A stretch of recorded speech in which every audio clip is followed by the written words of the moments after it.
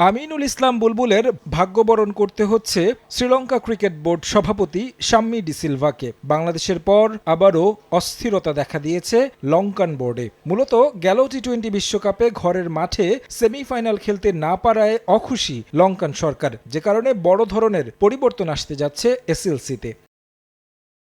Telecom এশিয়ার এক প্রতিবেদনে বলা হয়, ঘরের মাটিতে বিশ্বকাপে ভরাডুবির পর বর্তমান সভাপতির উপর চাপ বাড়তে থাকে, যা মূলত আসতে থাকে শ্রীলঙ্কার ক্রীড়ামন্ত্রী রোশান রানাসিংহের পক্ষ থেকে। এমন পারফরমেন্স কোনোভাবেই মেনে নিতে পারছে না সরকার।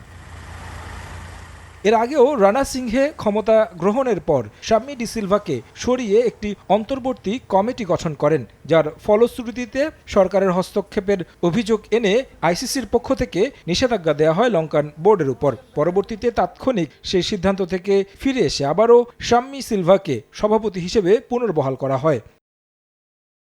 এবার অবশ্য ভিন্ন পথ অবলম্বন করতে যাচ্ছে লঙ্কান ক্রীড়া মন্ত্রণালয়। বর্তমান অবস্থা নিয়ে লম্বা আলোচনা হয়েছে শাম্মীর সঙ্গে। এরই মাঝে বোর্ড সভাও করেছেন প্রবীণ এই সংগঠক, যেখানে তিনি শিগগিরই নিজের পদ থেকে পদত্যাগ করবেন বলে জানিয়েছেন।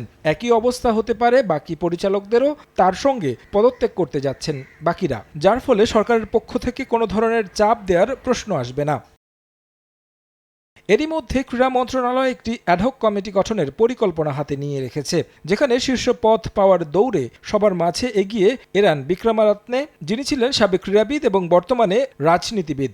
আছেন জাতীয় অলিম্পিক কমিটির সাবেক প্রধান সুরেশ সুব্রামানিয়াম, সাবেক বিশ্বকাপ জয়ী ক্রিকেটার রোশান মাহানামার মতো অনেক প্রাক্তন ক্রিকেটার।